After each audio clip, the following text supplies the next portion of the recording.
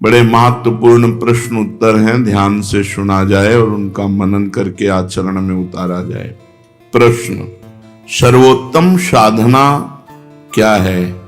पूज्य श्री भाई जी महाराज हनुमान प्रसाद पोद्दार जी महाराज। मेरी तो first, last and latest discovery, भाई जी कह रहे हैं, मेरी प्रथम, अंतिम और नवीनतम आविष्कार, खोज, first, last and latest discovery, मेरी प्रथम, अंतिम और नवीनतम खोज, नाम।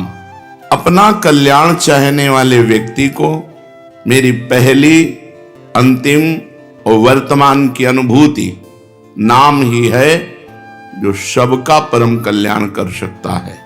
नाम को पकड़ लो और साधन हो सके तो अवश्य करो, किसी का विरोध नहीं, परंतु और कुछ भी ना हो सके तो केवल जीव से निरंतर नाम जप करो, इसी से आपका कल्याण हो जाएगा। ये सर्वोत्तम साधन है, जीव से निरंतर नाम जपना। नाम जीह जप जागें जोगी, जो योगी हैं वो नाम जप के द्वारा ही योग को प्राप्त होते हैं। भगवान का नाम यदि जीभ पर है तो समस्त जगत में धन्य है, परम पूजनीय है।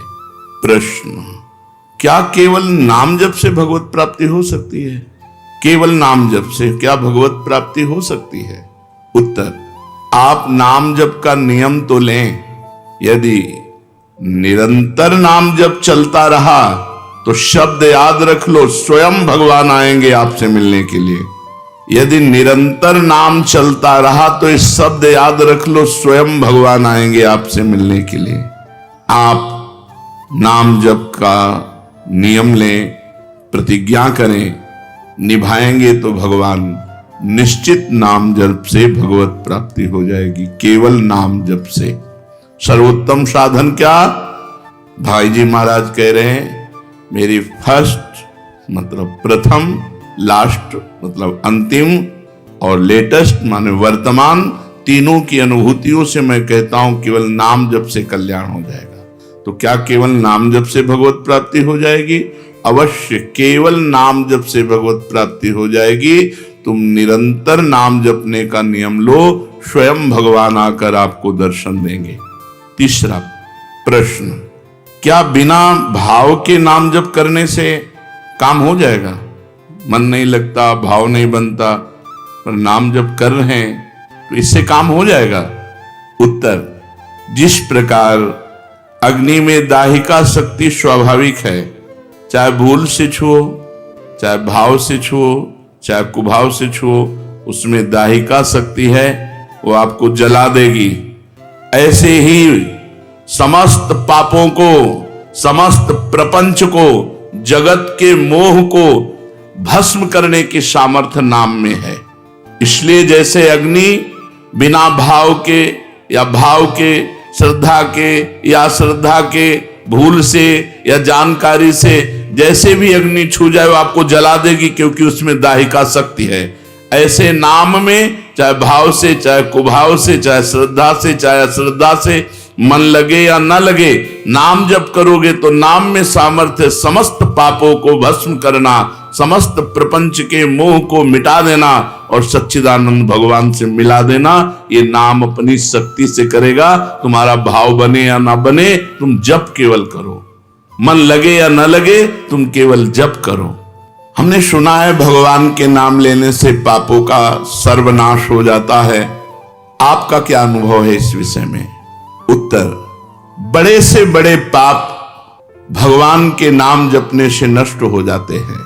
पूर्व के पापों का नाश करने के लिए भगवान नाम सबसे बड़ा और शीघ्र फलदायक है। इससे बड़ा कोई प्रायश्चित नहीं है, इससे बड़ा कोई तीर्थ नहीं है।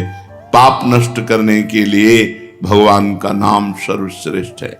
चोर हो, शराबी हो, मित्रद्रोही हो, स्त्री, राजा, पिता, गौ हंता, ब्राह्मण की हत्या करने वाला, गुरुपत्नी गामी, अन्य बड़े बड़े पापों में रत रहने वाला पुरुष भी यदि अब लो नशानी, अब ना नशे हो, आज तक पाप किया, अब नहीं करूंगा, और वो भगवान नाम लेने लगे तो वो निष्पाप होकर महात्मा बन जाएगा। जो महत पापों में है वो भी भगवान नाम जप करके महात्मा बन जाएगा। ये महापुरुषों का अनुभव। भगवान नाम केवल पापों का ही नाश करता है कि अन्य कोई लाभ भी प्राप्त होता है?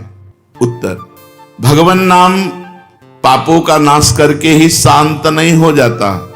पापों का नाश करके हृदय में दिव्य विशुद्ध ब्रह्मबोध की ज्योति जलाकर, ब्रह्म ज्ञान की ज्योति जलाकर भगवान में प्रेम और तत्व का बोध दोनों करा देता है। सर्वत्र भगवान विराजमान है। इस तत्व का बोध और भगवान में प्रेम, ये नाम कर निष्पाप करके पवित्र ज्ञान प्रकट करके पवित्र प्रेम प्रकट कर देता है और स्वयं नामी को खींचकर उसके हृदय में प्रकाशित कर देता है। नाम जपने से अनंत गुण प्रकट होते हैं देवी संपदा के, कहां तक वर्णन करें। तो निरंतर दिन रात भजन हो सके ऐसा कोई उपाय बताइए। उत्तर, इसके लिए आपको नियम लेना होगा, आपको प्रयत्न करना होगा कि नाम छूटने न पावे। कुछ देर एकांत में बैठकर अभ्यास कीजिए, कम से कम 2 घंटे।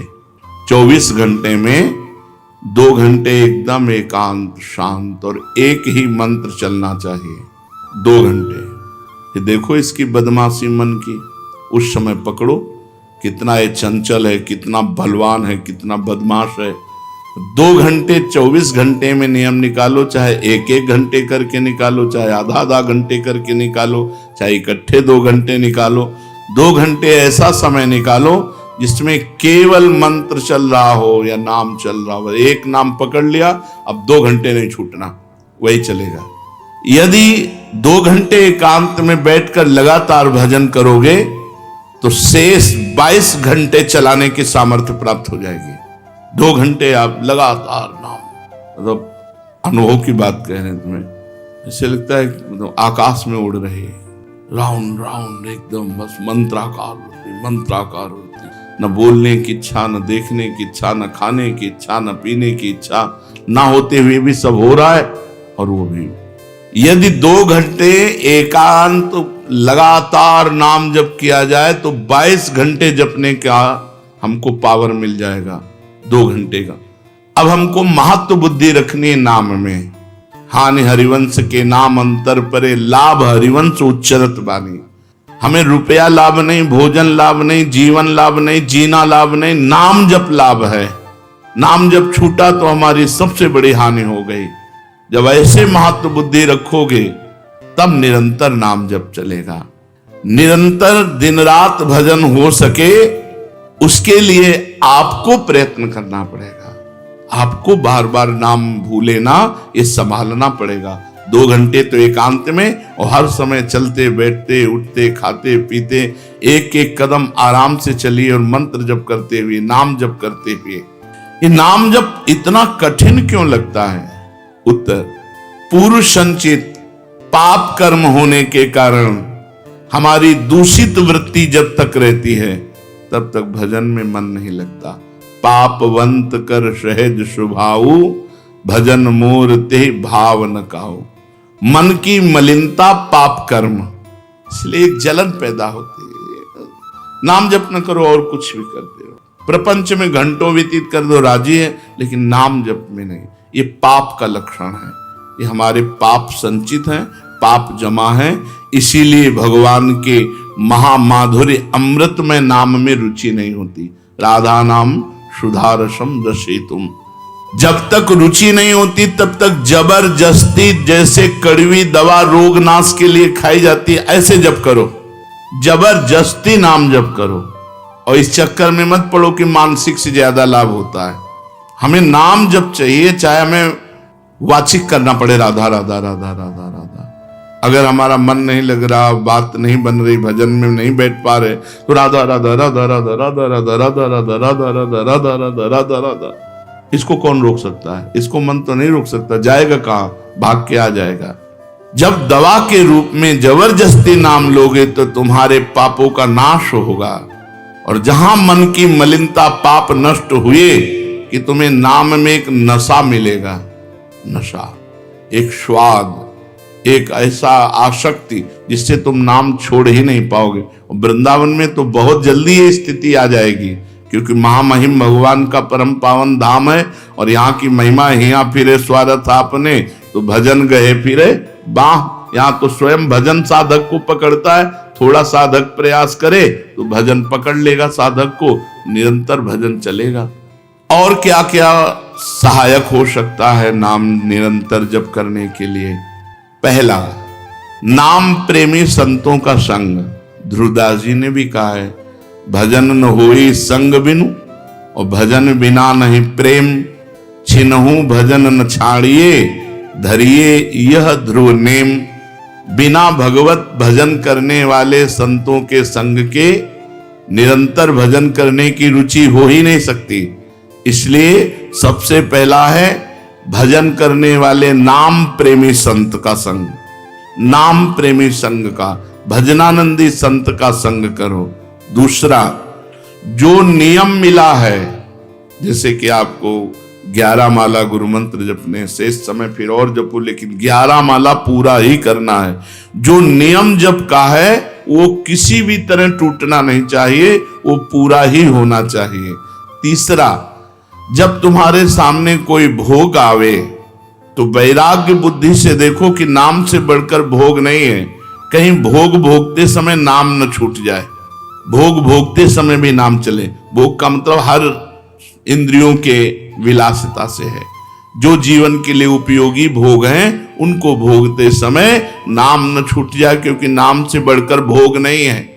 जिनके दिमाग में नाम की महिमा ऐसी नहीं रहती, वो भोग प्राप्त होने पर नाम छोड़ देते हैं। खा रहे हैं, हंस रहे हैं, खेल नहीं, एक एक कवल बड़ी सावधानी से नाम चल रहा है और हम एक एक कवल भोजन पाते जा रहे हैं, या जो क्रिया कर रहे हैं बहुत आराम से और नाम जब चल रहा है। चौथा, संतों के चरित्र पढ़ने से नाम में प्रीति होती है। 4 बातें सहायक है निरंतर नाम जप करने के लिए। पहला, नाम प्रेमी संत का संग। दूसरा, प्रतिदिन नियम पूर्वक जो नाम जप मिला है उसको करना। तीसरा, भोगों को भोगते समय वैराग्य भावना और नाम जप छूटने न पावे। और चौथा, भगवत भक्तों के संतों के पावन चरित्रों का श्रवण करने से हमें ऐसी प्रेरणा मिलती है जिससे हम निरंतर नाम जप करने लगते हैं। आजकल नाम जपने वाले माला लिए तो बहुत देखे जाते हैं, लेकिन उनकी बड़ी दुर्दशा है, कोई लाभ तो दिखाई देता नहीं। लाखों बार नाम की आवृत्ति करते हैं, फिर भी वो पापों में प्रवृत्त हैं और दुखी हैं। ये क्या है? आजकल नाम लेने वाले बहुत लोग देखे जाते हैं जो नाम जप कर रहे हैं माला से, काउंटर से, लेकिन उनकी दुर्दशा है, उनको कोई विशेष लाभ नहीं मिला, न दिखाई देता है।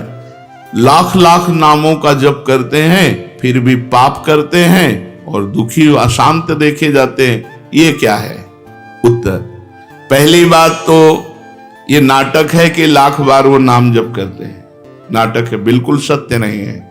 अगर सत्य में लाख बार नाम जप करें तो उसका प्रभाव पड़ेगा, चाहे भाव से चले चाहे कुभाव से। भाव कुभाव अनखाल सहु नाम जपत मंगल। वो फालतू में ड्रामा प्रस्तुत करते हैं कि मैं लाख नाम जप करता हूं, नहीं जप करते। अब माला चल रही हो, बातचीत हो रही, तो कौन जप कर रहा है? जप कौन कर रहा है? ये ड्रामेबाजी ही तो है। तुम्हारा बातचीत भी चल रहा है, 2 लोग चल रहे हैं, हंसते हुए बात भी चल रहे हो, माला भी चल रही, तो माला किसकी चल रही? तुम बात कैसे कर रहे हो? तो ये ड्रामेबाजी वाला जो लाख नाम जप की बात है, भाई जी कहते हैं मैं नहीं मानता ऐसी बात कि वो लाख नाम जप करते हैं उनकी दुर्दशा है। नहीं, वो नाटक करते हैं, लाख नाम जप नहीं करते हैं। वो धोखा दे रहे हैं अपने आप को और दूसरों को कि मैं लाख नाम जप कर रहा हूं। दूसरा कारण कि उनकी नाम में रुचि नहीं है, नाम में प्रीति नहीं है, नाम में महत्व बुद्धि नहीं है। पहले तो लाख नाम जप नहीं करते, दूसरा जो जपते हैं उसमें न प्रीति है, न रुचि है, न एकाग्रता है। तीसरी, वो नाम को ऐसे बहुत सस्ते में समझते हैं, बहुत हल्के में लेते हैं, उनको नाम के महत्व का पता नहीं है। तीसरा, वो शास्त्र विरुद्ध आचरण करते हैं। शास्त्र विरुद्ध आचरण करते हैं। चौथा, मामूली सिर में दर्द हुआ या कोई घटना हो, तुरंत तो नाम जप का प्रयोग कर देते हैं। मैंने जो नाम जप किया उससे मेरा सर दर्द ठीक हो जाए, मैंने जो नाम जप किया उससे बात हो जाए। इसलिए वो चंद रुपए के लिए, चंद भोगों के लिए नाम को दे देते हैं। आरोग्यता के लिए, मान बढ़ाई के लिए, संतान सुख के लिए, समस्या हटाने के लिए वो भगवान नाम का प्रयोग कर देते हैं। तो फल ये होता है कि वो जो कुछ थोड़ा बारा नाम जप करते हैं वो ऐसे खर्चा हो जाता है, और पाप करते हैं परिणाम में दुख भोगते हैं, लाभ मिलता नहीं। तो ये दिखाई देता है कि भाई ये कहते हैं हम लाख नाम जप करते हैं फिर भी दुर्दशा है, वस्तुतः ऐसा नहीं है। नारदानंद सरस्वती जी महाराज नैमिषारण्य के, जहां 88,000 ऋषियों की परम तपोभूमि है, वहां सत्संग करते, लाखों के सत्संग प्रेमी जन थे। तो उनके शिष्य स्वामी श्री विवेकानंद जी महाराज, बड़े अच्छे ज्ञानी महात्मा, वो नए कपड़ा पहनकर एकदम आए। स्वामी जी के सत्संग में ही दृष्टि पड़ी। निजी जन को बुलाया, बोले जाओ गौशाले में गोबर जितना उसे गीला करो पानी डाल के, और उनको बुलाया विवेकानंद, जाओ एक छविया में वहां गोबर भरा मिलेगा, उसे उठा के लाओ और यहाँ सत्संग में खड़े रहो, जब तक सत्संग हो गोबर रख के खड़े रहो। जी, आज्ञा उल्लंघन नहीं हो सकता। वो आ गए तो पहले पानी डाल के गोबर गीला करके छविया में रख, उठा के सर में, वैसे सत्संग के बगल में टप टप टप उनके जितने नए कपड़े पहन के आए थे सब शांत, जाओ। वही आखिरी में वहां के महंत बने, महाराज जी की जो गादी थी उसी का संचालन कर। अहंकार का मिटिया मेट। गुरुजनों की दृष्टि अहंकार पे होती, साधन पे नहीं होती। साधन तो उनका दिया हुआ है, खुद जान रहे ना। तुम्हें जो दूध पिला रहे तो पता ही ना उनको, तुम्हें बताने की जरूरत नहीं। पर वो जो तुम्हारा परमार्थ मार्ग का विरोधी शत्रु तुम्हारे हृदय में बैठा हुआ, उसको तुम नहीं रोंद पाओगे। उसको रोंदने के लिए भगवान गुरुदेव रूप में आते हैं। गुरु गोविंद है, गोविंद ही गुरु है, वो कृपा करते हैं। इस अहंकार को मिटाने की केवल एक ही दवा है, भगवत प्रेमी महात्माओं के चरणों में अपनी मर्जी को मिला देना। भगवान के रहते हुए आज तक हमारा उद्धार नहीं हुआ, अनंत जन्म हो गए, लेकिन जब संत का मिलन हुआ तो उद्धार निश्चित हो गया। इसीलिए मोरे मन प्रभु वश विश्वासा, राम ते अधिक राम कर दासा। भगवत कृपा उतना ही अधिक आपके ऊपर उतरती चली जाएगी जितना आप अहंकार समर्पित कर दिए। जो थोड़ा भी अपना बल मानता है तो आती हुई भगवत कृपा इंतजार करती है, उसका समय लगेगा बहुत, क्योंकि आश्रित है, नष्ट नहीं होगा। नामे भक्ता प्रणश्यति।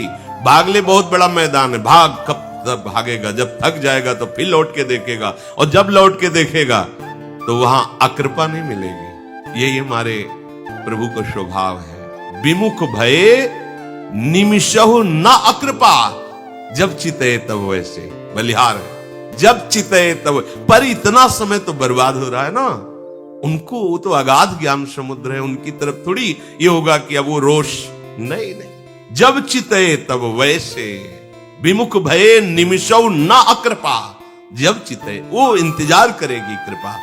तुम्हारे मनमानी आचरण जब बंद हो जाएंगे, आश्रित हो जाओगे, हार जाओगे, फिर उठा देगी। नामे भक्ता प्रणश्यति। समय लग सकता है, जन्म के जन्म व्यतीत हो सकते हैं, पर अब दुर्गति नहीं होगी। शरण में हो चुके, एक बार शरण में हो गए, दुर्गति नहीं होगी। लेकिन प्रमाद स्थिति में समय नष्ट करना ये बुद्धिमानी नहीं होगी। शरणागत होने पर बड़ी विलक्षण चित्त वृत्ति हो जाती है। अखंड अटूट कृपा उसे डुबो देती है। आप अपने अहंकार को बीच में लाकर कृपा की उस आती हुई धारा को मोड़िए मत, आप केवल आश्रित रहिए। देखो, धीवर मछुआरा मछलियों को पकड़ने के लिए जाल फेंकता है नदी में, जितनी जाल के अंतर्गत आएंगे सब मछलियां फंसेंगी। लेकिन जो धीवर के चरणों की तरफ बढ़ गई, जाल उसे नहीं फंसा पाएगा, जाल सामने फंसाता है। ये जाल है अहमता ममता का, माया का जाल। ये सब फैला हुआ है, हर जीव इसी में फंसा हुआ है। एक अहमता ममता इस जग में है दुखदाई, पर इस जाल को डालने वाला कौन है? मायापति श्री हरि। आ जाओ इनके चरणों, संसार समुद्र से इनके चरणों की तरफ आओ, जाल नहीं फंसा पाएगा। जैसे चक्की चलती है, हर दाना पिस जाता है, पर जो कील के पास आ गया दाना वो सुरक्षित रह जाता है। श्री भगवान कहते हैं मामेव ये प्रपद्यन्ते माया में ताम तरन्ति। एकमात्र उपाय, आजा मेरी शरण में। कहां से आजा? हृदय के अहंकार से हटकर आजा। दो ही क्षेत्र हैं, एक भगवान और एक अहंकार। सारा का सारा सृष्टि का खेल इसी अहम से चल रहा है। यही अहम तीन रूपों में हुआ, शतहम, रजहम और तमहम। इसी से राक्षस, देवता, पशु, पक्षी, मनुष्य सब इसी से सृजन हुआ है। महातत्व के बाद सीधे अहंकार है, अहंकार से ही सारी सृष्टि हुई है। ब्रह्म मूल प्रकृति और त्रिगुणात्मिका ये प्रकृति अहम से युक्त, इसी से संपूर्ण सृष्टि का सृजन हुआ है। इसका लय होने के लिए बुद्धि का निश्चय, महातत्व बुद्धि का निश्चय भगवत चरणारविंद में, बस सीधे पहुंच गए ब्रह्म के समीप, बहुत नजदीक। ये बंधन बहुत बड़ा है। संस्कृति मूल शूल प्रदनाना सकल सुख, ये बड़ा सूक्ष्म अहंकार है। जब अहंकार होगा और आप ये बात सुनेंगे तो आपको जलन शुरू हो जाएगी। हम आपको पहचान बता रहे हैं और अंदर आपके आएगा, मैं कहाँ अहंकारी हूं, मैं क्या अहंकार करता हूं, किस बात का अहंकार? वो अहंकार ही आपको सावधान कर रहा है कि मैं हूं, चिंता मत करो, मैं हूं। और जब आपके अंदर ये बात ना आवे और आपको रोना आ जाए, वास्तविक भ्रम हो गया, तो आप समझ लेना कि सही मार्ग पे आप चल रहे, आपका मार्ग से। जब आपको रोना आवे, भगवत बातें सुनकर, कब मेरी ऐसी स्थिति होगी, कब मैं अहंकार रहित होऊंगा, नाथ में अपने आप सुधार शुरू हो जाएगा। संसार और प्रभु के चरणारविंद, ये दो क्षेत्र हैं। संसार के जो सन्मुख है वो प्रभु की बातें कर सकता है, पर स्थिति नहीं आएगी। और संसार से विमुख होकर प्रभु के जो सन्मुख है, वो बोले ना बोले, स्थिति प्रज्ञ हो जाएगा। एक खास बात होती है, बोलना, सुनना, सुनाना ये सहज है, लेकिन स्थिति आना ये बहुत कठिन बात है। स्थिति आती है समर्पण से, समर्पण। जब आप समर्पण की बात नहीं समझ पाते, तब साधन की बात कहिए, ऐसा करो, ऐसा करो, ऐसा करो, तो करते करते तुम हार जाओगे। जब हार जाओगे तो भक्ति का आखिरी स्वरूप है आत्मसमर्पण। अब यहां से प्रारंभ होगी। पाई रस भक्ति गुण जुग जुग जग दुर्लभ भव इंद्रादि विधिम। कैसे पाई? आत्मसमर्पण से। आत्मसमर्पण कैसे हुआ? साधन से। चलो इस साधन में चलो। खास बात है आत्मसमर्पण। यदि अभी विवेक काम कर जाए आप आत्मसमर्पण, तो अभी रस भक्ति का प्रादुर्भाव हो जाए। खास बात ये, अहंकार आत्मसमर्पण नहीं होने देता। संसार और प्रभु दो प्रगट में मार्ग रखे हुए हैं। संबंध घोर संसार से हमारा लग गया। देख लो अंदर की वृत्ति, देख लो। हमें क्या कमी, किसी के आश्रय की जरूरत है? हमारे पास रुपया है, व्यवस्था है, मकान है, लोग हैं, सब। क्या हमें संबंध किसका है तुम्हारे हृदय में? और इस रस को वही प्राप्त कर सकता है। चक्रवर्ती सम्राट अम्बरीश जी है, लेकिन संबंध केवल भगवान का है। ना अपने भजन का है, ना अपनी पवित्रता का है, ना अपने राजपने का है। एक महात्मा अपने तप का बल दिखाकर उनको भयभीत करना चाहता है। दुर्वासा जी एक कदम पीछे नहीं हटे, ऐसे हाथ जोड़े खड़े रहे वैसे ही। और उनका प्रभाव श्री हरि का संबंध है, तो संबंध ने संबंधी की रक्षा कर दी। सुदर्शन चक्र उनको पता भी नहीं है। इस संबंध भक्ति का खास विषय है। संसार का संबंध तुमने माना है, प्रभु का संबंध है, मानो या ना मानो, हम उनके हैं। मान लोगे तो संसार का माना हुआ संबंध हट जाएगा, नहीं मानोगे तो भी वो आपके हैं। जब आपको समझ में आवे तब मान लेना। किसी बात को लेकर के अपने में कुछ जो विशेषता दिखती है, उसी का नाम अहंकार है।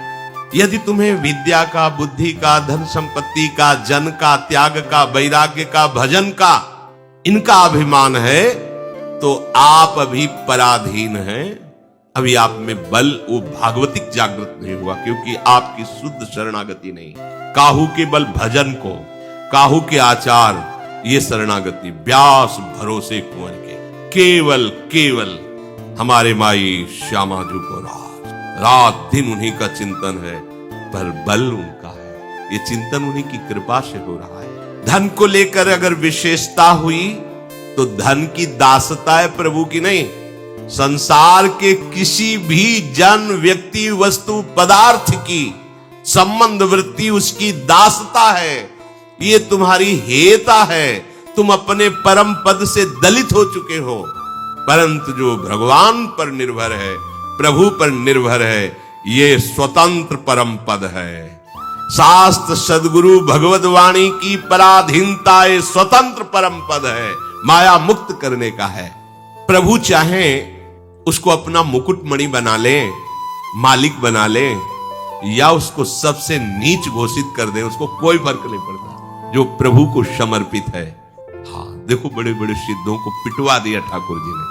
पहले तो भेजते हैं सुंदर भोग की थाल, खा पी के थाल लगा देते, बाहर धो के रख देते समुद्र के से, फिर भेजते हैं अपने पास, ओ तुमने थाल चुरा, पिटवा दिया।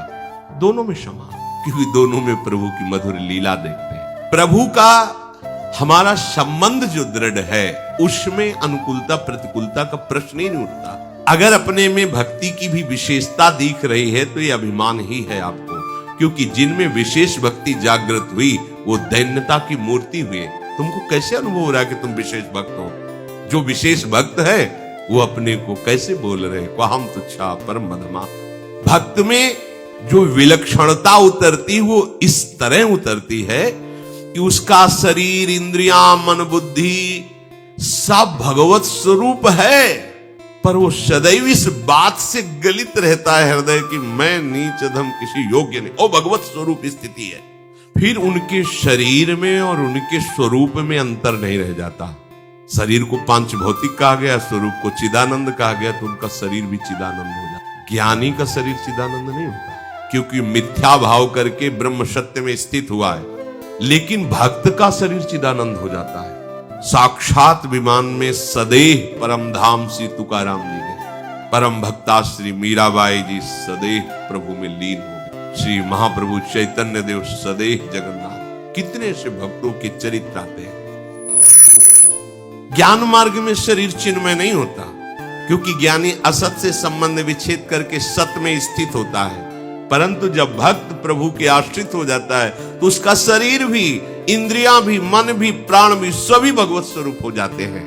इसलिए केवल प्रभु की शरणागति ही हमें। एक बार प्रज्ञा चक्षु संत श्री मानव सेवाश्रम के स्वामी जी का शरणानंद जी महाराज आगरे जा रहे थे, यमुना जी के किनारे तो थे नहीं बाहर के, तो आंतरिक नेत्र तो खुले हुए ही थे, और उनको पता नहीं चला मार्ग से, लाठी से। और प्रज्ञाचक्ष जनों को कुछ भागवती कैसी दृष्टि होती है कि हमने देखा है कि आगे गाय है और वो घूम के निकल रहे, तो फिर बताया कि बाबा देखो ये बट वृक्ष आ गए ना, मोड़ वाले आ गए ना बट वृक्ष, इनकी भी परिक्रमा करनी।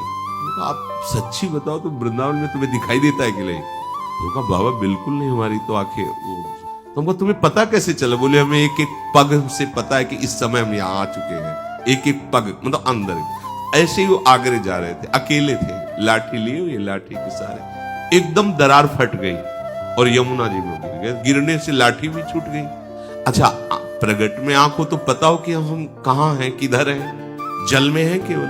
और तो अब हाथ पैर मारे तो कुछ समझ में नहीं कि किधर को मारे।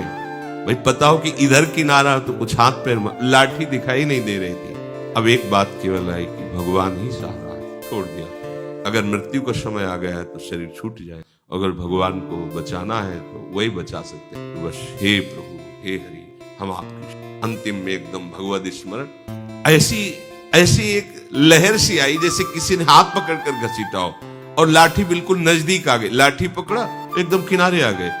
उसी दिन से उन्होंने अपना नाम शरणानंद। अरे प्रभु ने कर, ये तो बात सुनने में सरल लगी, लेकिन उनकी बात थी, उनकी हृदय की, कि अब तो प्राण जा रहे हैं, तैरना आता नहीं है, और किधर हाथ पैर मारे कुछ दिखाई नहीं दे रहा, किनारा किधर पता ही नहीं है, और जो लाठी एक सहारा था वो भी छूट गई। अब उनका हृदयार्थ भाव में प्रभु, ओ ये चमत्कार प्रभु ने कृपा की।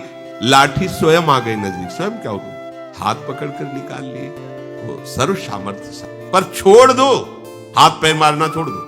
तुम्हें दिखाई नहीं दे रहा कि तुम भव समुद्र से किधर जाओगे, किनारा कहाँ है, हाथ पैर मारना, अहंकार छोड़ो, ऐसे आश्रित हो जाओ। तो पकड़ करके लाठी दे दी, साधन दे दिया। लाठी क्या है? साधन। ये पकड़ साधन, चल इस साधन से चल, और ये किनारा है, तैरने की जरूरत नहीं, ये किनारा है और ये चल। ये भगवत कृपा से प्राप्त। हम लोग अंधे हैं, हमें पता नहीं कि हमारा क्या साधन होना चाहिए जिससे हम भगवत प्राप्त हो सकते हैं। वो प्रभु ही साधन देते हैं, प्रभु ही हमें संसार किनारे ले आए। देखो ना, श्री धाम में आ गए हो, शरणागत हो गए हो, किनारे लग गए हो, हाँ, लाठी मिल गई, साधन, चलो अब इसी के सहारे चलो, आप पहुंच जाओगे, अपने भवन तक पहुंच जाओगे। स्वामिनी जी बड़ी कृपालु है। हमारी केवल भगवत चरणारविंद की निष्ठा जागृत हो जाए, अहम शून्य। इसमें संत जन उदाहरण देते कि एक बकरी चराने वाला बकरी चरा रहा था, तो एक बकरी हरी हरी पत्तियां चुनने में खूब मगन थी, और संध्या काल हुआ तो सब बकरियों को लेके चला गया। ना उस चराने वाले को होश रहा उसका, और ना चरने वाली बकरी को होश रहा। अब संध्या अंधेरा हो गया, तब उसे चेतना आई, देखा आसपास कोई नहीं। अब वो डर गई। अब वो चली तो सामने एक जलाशय दिखाई दिया, तो सोचा अब जो होगा होगा, प्यास लगी पानी पी लेते। जब जो होगा पानी पीने गई, पानी पीते ही उसको वहां गीले में ऐसे पंजे दिखाई दिए। तो किसी बलवान का पंजा है, देखती हैं प्रयोग करके। बैठ गई। भेड़िया आया तो उसकी तो लार टपकने लगी। बकरी है, खाने को अच्छा मिलेगा। बकरी ने कहा, ये पंजा देख रहे हो? इसके सहारे सिंह का पंजा। भाग गया भेड़िया कि अरे अगर सिंह ने इसकी रक्षा तो वो हमें मार डालेगा, भाग। अब उसको और विश्वास हो गया। अनुभूतियां भगवत चरणारविंद की समर्पण वृत्ति को और बढ़ाती है। उसको और विश्वास, अरे बचा लिया मुझे। ऐसे जो भी जीव आता और उसकी तरफ गुर्राता तो बड़े ठसक में कहते, ये पंजा देख रहे हो? ये तो सिंह के परिचय। भाग जाते हैं। सिंह आया और दहाड़ मारी, कहे शाम के अंधेरे से लेके अभी तक इसी पंजे के सहारे में बचती रही हूं, इस पंजे को देख लो। अच्छा, ये तो मेरा ही पंजा। बोले अब हम तो इस पंजे के सहारे से अभी तक बचती रही। तो उन्होंने कहा फिर तुम चिंता मत करो, पंजा तो हमारा ही है। हाथी को कहा कि अगर हमसे विरुद्ध चलोगे तो हम तुम्हें नष्ट कर देंगे। झुको, सूंड से उठाओ इसको, अपनी पीठ में बैठाओ और पूरे जंगल की कोमल कोमल पत्तियां इसको चराओ और अपनी पीठ पे रखना, कोई भी इसको छेड़ न सके। समझे इसका आशय? संसार वन में हम भोगों की विषय चाट में भूल गए, और जो काल रूपी चरवाहा है वो हमको चरा रहा था विषयों में, हमारे समय को नष्ट कर रहा है। अब चरते हुए हम भूल गए, अपनी मदांधता में, अपने स्वाद में हम भूल गए। अब ध्यान आया कि अरे ये तो रात्रि का समय, अब तो मृत्यु का समय आएगा, मुझे कौन बचा सकता है? एकमात्र है गहरे पंजे जिनके हैं, श्री हरि चरणार। आश्रय ले लिया तो जिए काल बस ना परे। जो इन चरणों का आश्रय समुझ जाए शरण, ते डरत ना काल डर। फिर लोग कहते हैं कि महात्मा लोग तो बड़ी मौज ले रहे हैं यार। ये सिंह की शरण में हुए, उसका हुक्म हुआ कि कोमल कोमल पूरे जंगल की पत्तियां ला के इसको पाओ। क्यों? क्योंकि मेरी शरण में है। मेरी शरण में विश्व ब्रह्मांड की समस्त सिद्धियां, समस्त संपत्तियां उसके चरणों में लुटती हैं जो भगवद आश्रित हो जाता है। एकमात्र भगवान का वैभव है सब अनंत ब्रह्मांड, और उन्हीं वैभवपति की शरण में अब उसके लिए क्या कमी? जाके राम धनी वाक्य कौन कमी? हम प्रभु के चरणों का आश्रय ले लेंगे तो वो हमें जना देंगे कि मैं कौन हूं। हमें पता नहीं कौन प्रभु है। रोज वो देखते हैं, हमसे मिलते हैं, रोज आते हैं हमारे पास, हमसे मिलते हैं, पर कौन से रूप में आते हैं ये हम पहचान। पर वो जब रोज देखेंगे ना कि तुम उसी पंजे के सहारे बैठे हो, तो एक दिन बता देंगे कि ये मेरा ही पंजा है, और अब देख मेरा समग्र ऐश्वर्य, समग्र ज्ञान, समग्र प्रेम मैं तुझे पूर्ण कर देता हूं। अब किसी अन्य की जरूरत नहीं। जय जय श्री हरिवंश। आप महामहिम श्री वृंदावन धाम के यमुना जी के पावन पुलिन पर विराजमान हैं। ध्यान से सुनिए जिसलिए आप आए हैं। मनुष्य जीवन का परम लक्ष्य है भगवत प्राप्ति, भगवत प्रेम प्राप्ति। संपूर्ण हृदय से श्री प्रिया प्रीतम के चरणों में समर्पित हो जाना, रात दिन उठते बैठते चलते फिरते उनकी स्मृति में रहते हुए सारे कार्य करना, शास्त्र विरुद्ध कोई आचरण न होने पावे ऐसी सावधानी रखना, ये हमारे मनुष्य जीवन का परम लक्ष्य है। इसकी प्राप्ति के लिए शास्त्रों में बहुत से साधन वर्णन किए गए हैं। सांख्य योग, अष्टांग योग, कर्म योग, भक्ति योग, प्रेम योग। इन कठिन साधनों के द्वारा प्रेम योग की प्राप्ति नहीं होती, क्योंकि प्रेम द्रवित हृदय में होता है, कठोर हृदय में प्रेम नहीं होता, मलिन हृदय में प्रेम नहीं होता, कपटी हृदय में प्रेम नहीं होता।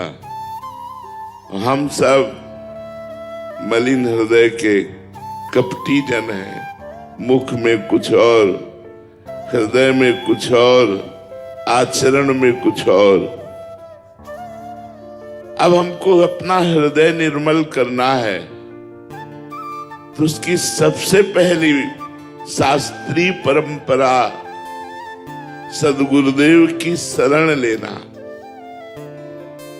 सद्गुरुदेव कैसे?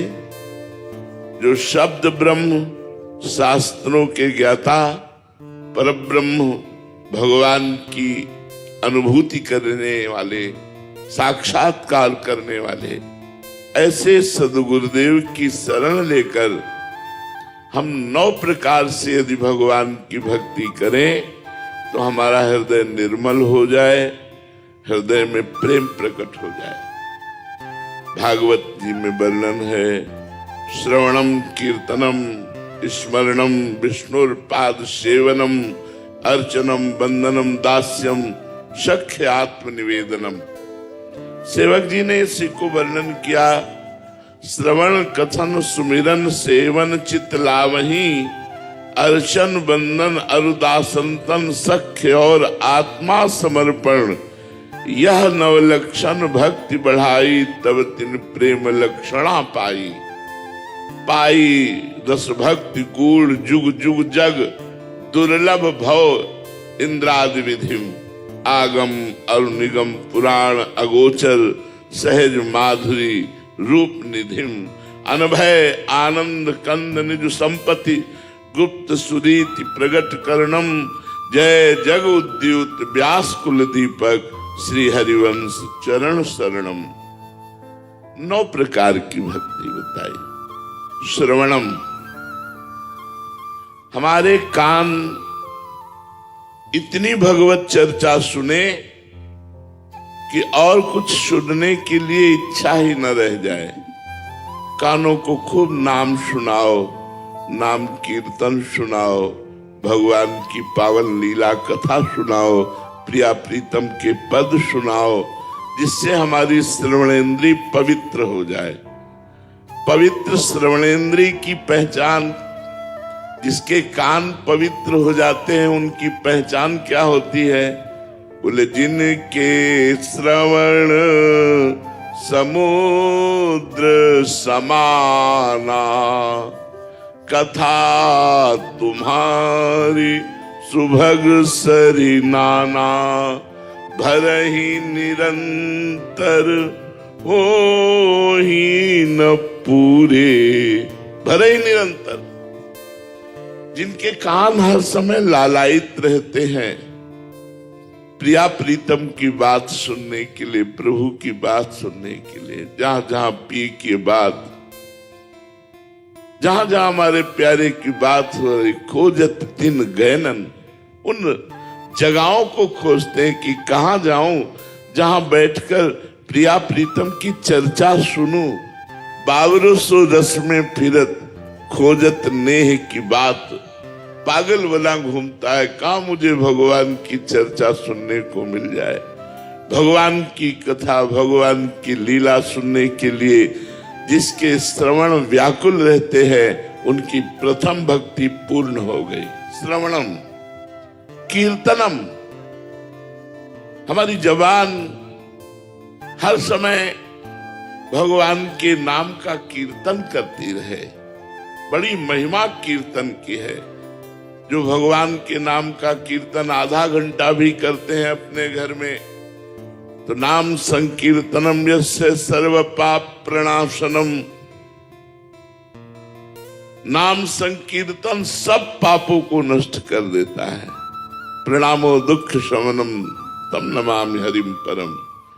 भगवान को साष्टांग प्रणाम करना, भगवान के सामने बैठ करके नाम कीर्तन करना, अपने घर में जो ठाकुर जी विराजमान है, रोज नियम पूर्वक कीर्तन किया जाए तो दूसरी भक्ति पूर्ण होती है। स्मरणम, श्रवणम कीर्तनम स्मरणम, स्मरण बहुत बड़ी भक्ति है ये।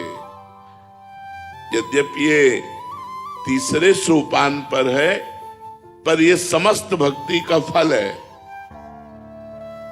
जैसे समस्त गीता सुनने के बाद अर्जुन जी ने कहा, नष्टो मोहा स्मृति लब्धा त्वत्प्रसादान मया अच्युता। हे अच्युत गोविंद, आपकी कृपा प्रसाद से मोह का नाश हो गया और अब स्मृति प्राप्त हो गई। स्मृति 24 घंटे हर समय अपने इष्ट का चिंतन होना, लीला गुण रूप नाम धाम ये सब हर समय प्रभु का चिंतन होना, इसे स्मृति कहते हैं। जो हर समय भगवत स्मरण परायण है, सतरति सतरति शालोकांत तारयति, वह स्वयं तर जाता है और लोगों को भी तार देता है जो स्मृति परायण होता है। पाद सेवनम, अपने घर में हमने सबसे प्रार्थना की है कि ठाकुर जी विराजमान करो। बिना ठाकुर का घर शैतान का घर है।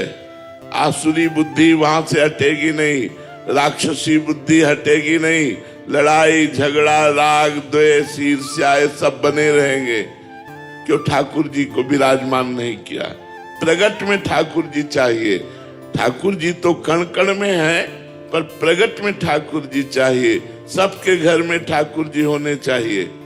पाद सेवनम, ठाकुर जी का स्नान कराना, वस्त्र पहनाना, श्रृंगार करना, भोग लगाना, आरती करना, ये सब पाद सेवनम।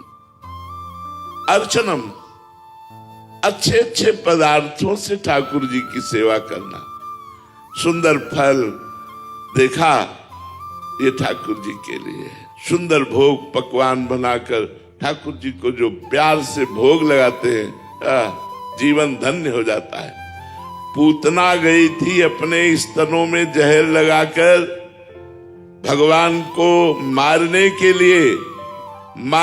लिए दूध पिलाया, तो ये पूतना को भगवान ने गति दी जो यशोदा मैया को गति दी।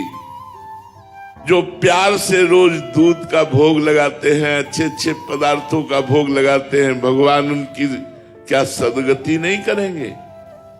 तो अर्चनम, अच्छी अच्छी वस्तुओं से भगवान को अर्चन करना चाहिए।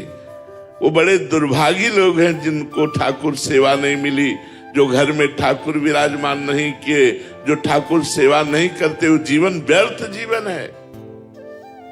वंदनम, ठाकुर जी की वंदना करना, प्रणाम करना। 4 परिक्रमा करके ठाकुर जी को साष्टांग दंडवत करना। एक बार साष्टांग दंडवत करने का फल है कि उसे पुनर्जन्म की प्राप्ति नहीं होगी।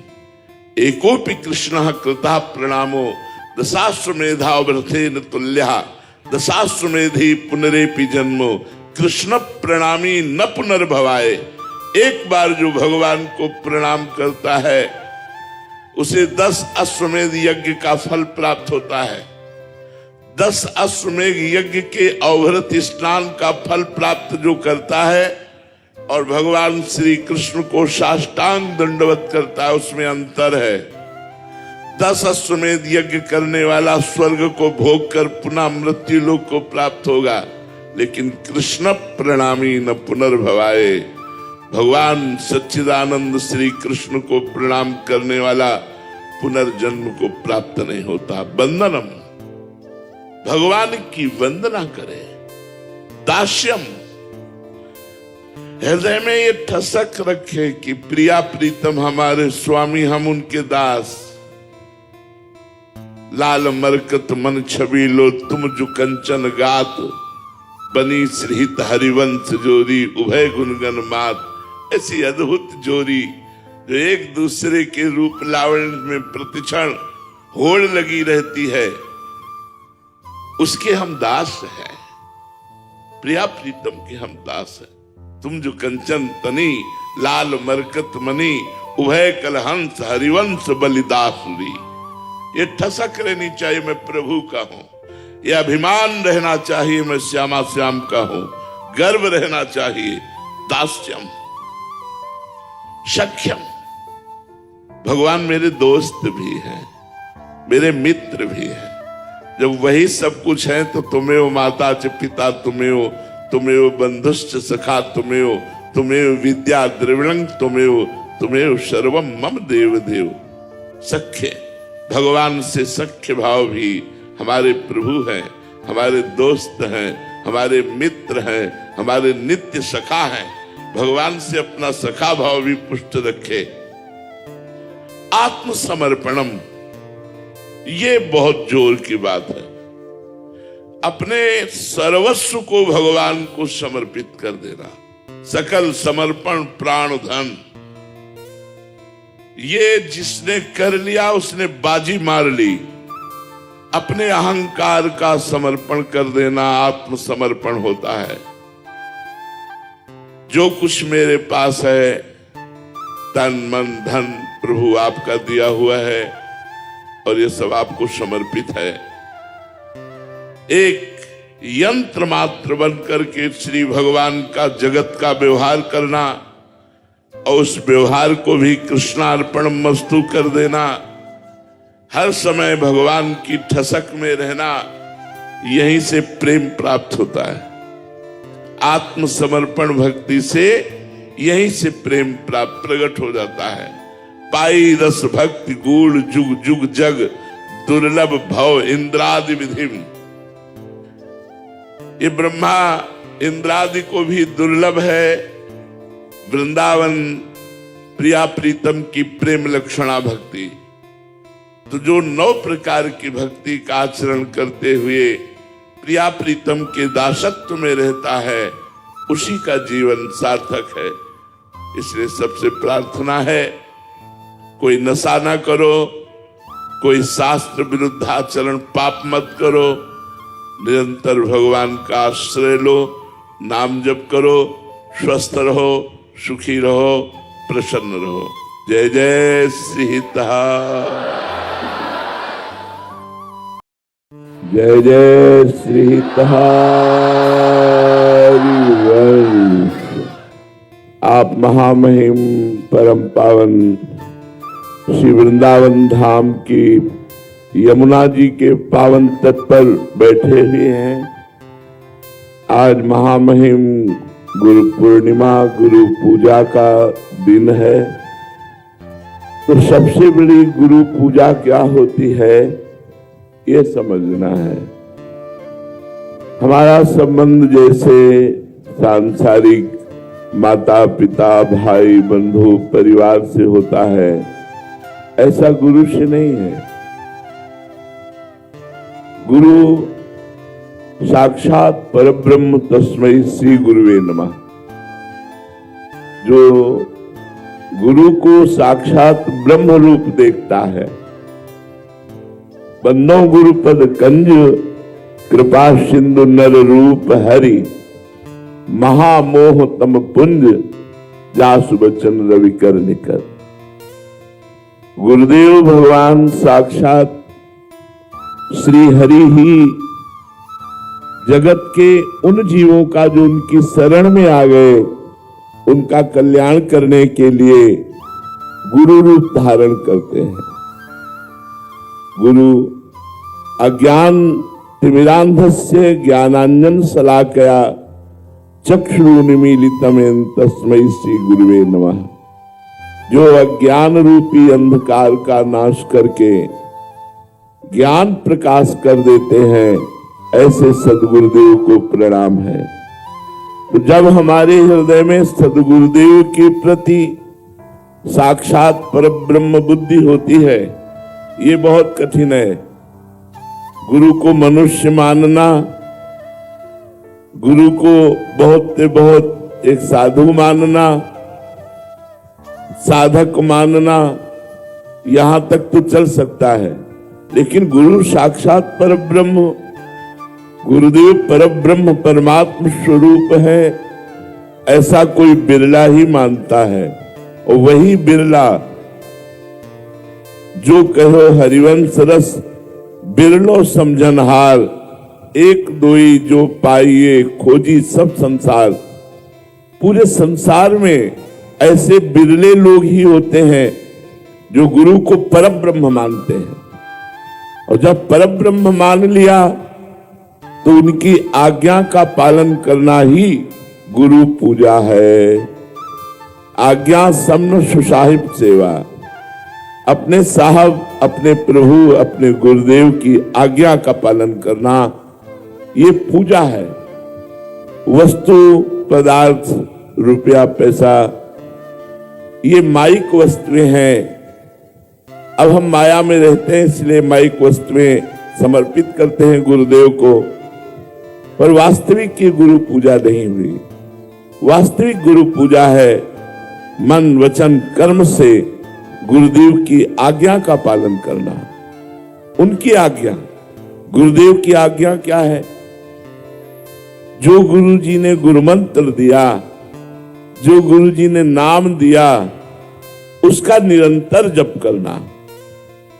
गुरु उपदेश चलो यह रीति, श्री हरिवंश नाम पद प्रीति। प्रेम मूल यह नाम है, प्रेमी रसिक जपत यह नाम। प्रेम मगन निजुबन विश्राम, श्री हरिवंश जहां रहा है। प्रेम प्रवाह परे जन सोई, तब क्यों लोक वेद सुधि होई। जब हरिवंश कृपा करे, ये कृपा का स्वरूप है। प्रेम मूल यह नाम है, जो गुरुदेव ने नाम दिया, उसी नाम ने हमारे हृदय में प्रिया प्रीतम का जो दुर्लभ प्रेम है वो प्रकाशित किया। अगर नाम जप नहीं है तो आप सांसारिक निगेटिव चिंतन से ही परेशान रहेंगे। नकारात्मक चिंतन, अशांत चित्त, भोगों की प्रबल लालसा और निराशा, दुख, चिंता, शोक, भय, मृत्यु, ये आपको परेशान करेंगे। इन्हीं से बचने के लिए हम गुरुदेव की शरण होते हैं। यदि हम गुरुदेव की बात मान जाएं और प्रतिपल नाम जप करें, कैसा? नाम श्वास दो बिलक चलत है, इनको भेद न मोको भावे। श्वास ही नाम, नाम ही श्वासा, नाम श्वास को भेद मिटावे। बोले श्वास में नाम नहीं चल रहा, जीवन बेकार है। अगर प्रत्येक श्वास में राधा राधा राधा, बस जीवन सार्थक हो जाएगा। इसी से निकुंज मिल जाएगा, इसी से परम पद मिल जाएगा, इसी से आवागमन चक्र से मुक्त हो जाएंगे। राधा नाम अमृत है, सब मृत है, मृतलोक है, यहां सब मृत है। नाम अमृत है, नाम नामी से बढ़कर के है। इसलिए हमारे जीवन का अनुभव, संतों का अनुभव, शास्त्रों का अनुभव, नाम जप। आ ब्रह्म स्तंभ पर्यंतम सर्वम मायामयम जगत, सत्यम सत्यम पुनः सत्यम हरिर नामय केवलम।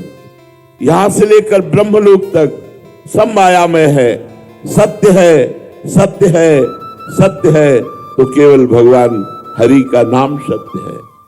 हरिर नामयु, हरिर नामयु, हरिर नामयु केवलम कलौ नास्तेव नास्तेव नास्तेव गति अन्यथा।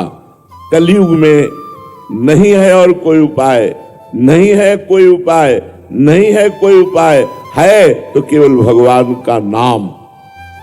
कलयुग केवल नाम आधारा, सुमिर सुमिर नर उतर है पारा, विनिश्चितम बदामि तेन अन्यथा वचांस में हरिम भजन्ति नरा भवसागर तरन्ति ते। निश्चित बात कहता हूं, जो भगवान का नाम जप करते हैं वो इस भव समुद्र से तर जाते हैं। आप विचार करो, आपकी श्वास कितनी कीमती है। आपने जीवन में मानो 50 वर्ष में आपने 50 अरब रुपया कमाए, 50 वर्ष की श्वासें खर्चा करके, लेकिन जब अंतिम श्वास आई वो अरब रुपया आपके साथ नहीं चलेंगे। अगर सब रुपया देकर एक श्वास और बढ़ाना चाहें तो आपकी श्वास नहीं बढ़ सकती। इतनी कीमती श्वासों में यदि हम भगवान नाम जप नहीं करते तो हमारा जीवन व्यर्थ है। तो गुरु पूजा यही है, जो गुरु जी ने मंत्र दिया, नाम दिया, उसका हम निरंतर जप करने का अभ्यास करें। मन जहां भागने लगे नाम जप से तो भगवान से प्रार्थना करो, हे नाथ आप ही मन के रूप में हो, इंद्रियाणाम मनश्चास्मि, इंद्रियों में मन मैं हूं। हे नाथ आप कृपा करो और अपने नाम जप में लग जाओ। ऐसी प्रार्थना भगवान से करो कि हमारा मन आपके चरणों में, आपके नाम में रहे। जीवन बहुत थोड़ा है, कोई घटना घटेगी और हमारा जीवन नष्ट हो जाएगा। तो नष्ट हो जाने के पहले यदि हम भगवान नाम धन रूपी पूंजी इकट्ठा कर लेते हैं तो हमारा लोक परलोक सब मंगलमय हो जाएगा। हमारा विश्वास है, जो नाम जप करते हैं वो कभी नरक नहीं जाते। जो नाम जप करते हैं विपत्ति उन्हें परास्त नहीं कर सकती। जो नाम जप करते हैं वो भगवान की कृपा पात्र बन जाते हैं और भगवान का कृपा पात्र भगवान को प्राप्त होता है। इसलिए सबसे प्रार्थना है, कोई नशा मत करो, व्यभिचार मत करो, कोई धर्म विरुद्ध आचरण पाप मत करो और जितना बने अधिक से अधिक नाम जप करो। यही हमारी प्रार्थना और यही तुम्हारी गुरु पूजा होगी। जय जय श्री हितहारी श्री। अब क्या होगा, मेरा नाम जप छूट जाएगा, मेरा नाम जप रुक जाएगा, नाम जप का प्रभाव रुक जाएगा, क्योंकि मेरे अंदर एक गंदी बात आ गई, उसे तत्काल निकालो। भगवान नाम कीर्तन, भगवान नाम जप, भगवत प्रेमी महात्माओं के सत्संग से उस दुर्वासना को दूर कर दो, नहीं तो वो दुर्वासना आपके भजन को लूट लेगी। रमैया की दुल्हन लूटे बाजार, मायापति भगवान को कहा गया है, तो ये माया भगवान की पत्नी ही है। ये काम क्रोध लोभ मोह मद मत्सर आदि के द्वारा भजन को ढकती है, भजन को लूटती है और भजन को निष्प्रभावित कर देती है। भजन का जो प्रभाव पड़ना चाहिए, अगर गलत आचरण साथ में चल रहे हैं तो उसका प्रभाव नहीं पड़ेगा। नाम स्मरण से ही कलयुग में भगवत प्राप्ति है।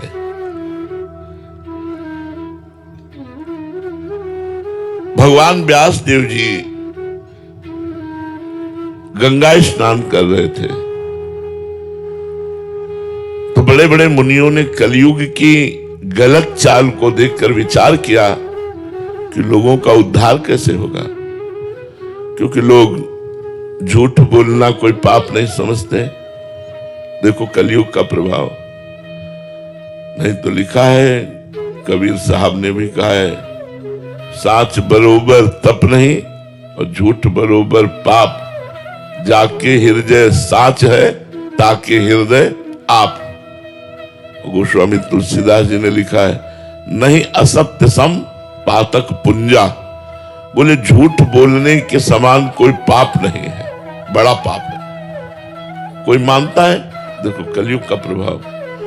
अब दूसरा, अधर्म के द्वारा कमाए हुए धन को लेना या देना दोनों पाप है, क्योंकि पाप कर्म करके धन कमा कर यदि संतों को दोगे या किसी को भी दोगे तो पाप कर्म का कमाया हुआ धन दूसरों की बुद्धि को जाके भ्रष्ट करेगा, तो वो भी पाप बनाना कहां मानता है कोई। अच्छा, मदिरा पीना ये पंच महापापों में कहा जाता है। अगर आप बढ़िया गंगा जल से शुद्ध शरबत बना करके पवित्र भोजन सब परोसिए, लेकिन अगर गंदी बातें खाने में ना होए, मांस है, मदिरा है, तो पार्टी ही पार्टी नहीं माने। अरे बोले क्या है यार, उनके पैर धोवे, हाथ धुलवावे और उनको आसन में बैठलवावे और उनको बड़े सुंदर सुंदर पदार्थ और खूब पवित्र भोजन पवावे, लेकिन शराब और मांस का प्रयोग न हो तो आज की पार्टी पार्टी नहीं कही जाएगी। तो मुनियों ने विचार किया कि कलयुग पापों की बाहुल्यता है, इसमें बहुत इसमें पाप है, बहुत पाप है।